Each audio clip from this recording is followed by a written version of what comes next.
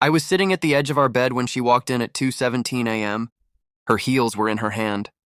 Her lipstick was smudged. Her laugh, too light, too careless, echoed down the hallway before she saw me. She froze when the bedside lamp clicked on. But what made her pale wasn't me. It was the empty space beside me. Her pillows were gone. Her blanket. Her charger. The small indentation where she used to sleep. "You're awake?" she asked. "I was waiting," I said. That was the moment our marriage ended. Not with shouting. Not with tears. With rearranged furniture. We didn't start like this. I met her 9 years ago at a friend's engagement dinner. She was wearing a navy blue dress, laughing too loudly at a joke that wasn't funny. I remember thinking she was fearless, bright, alive in ways I wasn't. She said she liked that I was steady. "You feel safe," she told me once, resting her head against my chest. I built my life around that word. Safe. I worked long hours, bought the house she loved, learned how to cook the pasta she craved after bad days. I memorized the tiny shifts in her voice that meant she needed comfort. We weren't perfect, but we were loyal. Or at least I was. The first crack came quietly. A new group of friends from her gym, late-night celebrations, parties that started at 10 and ended when the sun threatened to rise. "I just want to feel young," she said when I questioned it. "You are young," I replied. She started guarding her phone, flipping it over when I entered the room, taking calls on the balcony. "I didn't accuse," I observed. "Patterns are louder than confessions." One night, while she was in the shower, her phone lit up on the dresser.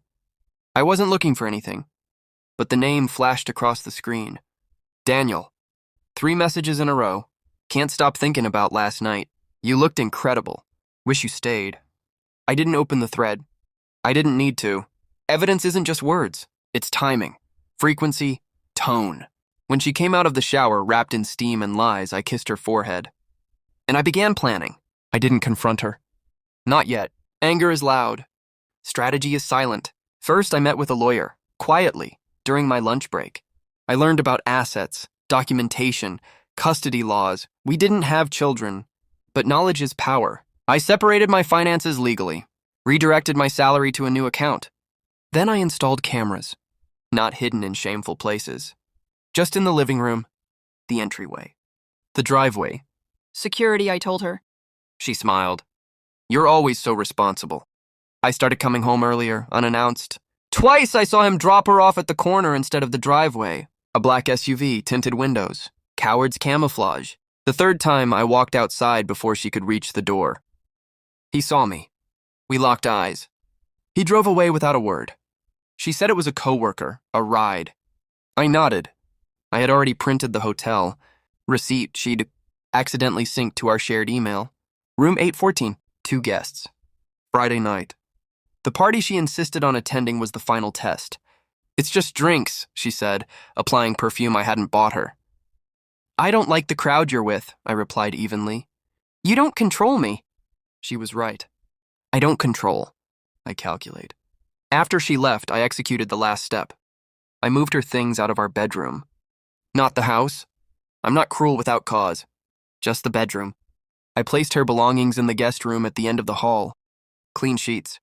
Neatly folded clothes. Her framed photos removed from my side of the dresser. Then I printed everything.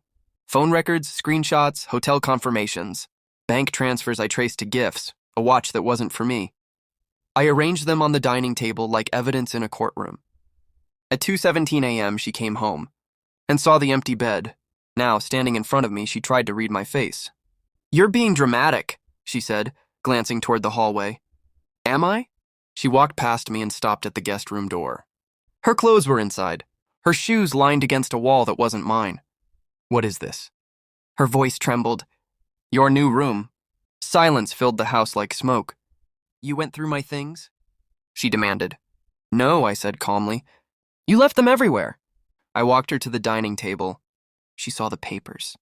Color drained from her cheeks as her eyes scanned the receipts. "You followed me?" she whispered. I paid attention. "There's a difference." She tried denial first, then anger, then tears. "It didn't mean anything," she said. "It meant enough to lie." Her shoulders sagged. The realization hit her slowly. Not about the affair. About the consequences. I've already filed, I said. The word divorce hovered between us, sharp and final. You can't be serious. I've been serious for months. She looked around the house, at the walls I painted, the furniture I assembled, the life I financed. You're throwing everything away. No, I corrected softly. You did. That's when she understood.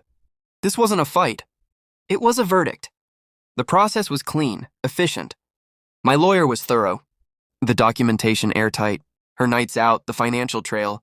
The proof of infidelity, not for revenge in court, but for leverage in negotiation. She signed faster than I expected. Daniel didn't stay once the excitement turned into legal reality. Affairs thrive in shadows, not in divorce proceedings. She moved into an apartment across town. The house remained mine. The bed remained mine. The silence at first was loud. But peace has a sound too. It's subtle. It's steady. It's the absence of doubt. Sometimes I think about that night. The heels in her hand. The look on her face when she saw her side of the bed erased. People assume revenge is explosive. It's not. It's controlled. It's moving pieces quietly until the board shifts under someone who thought they were winning. I didn't scream. I didn't beg. I didn't compete with another man. I simply removed her from the position she no longer deserved. Her place in my bed wasn't stolen. It was revoked. And when she walked out for the last time, suitcase rolling behind her, she glanced back as if expecting regret. I felt none. Just relief. She wanted to feel young. I wanted to feel respected. In the end, I chose myself. And that choice, that was the real victory.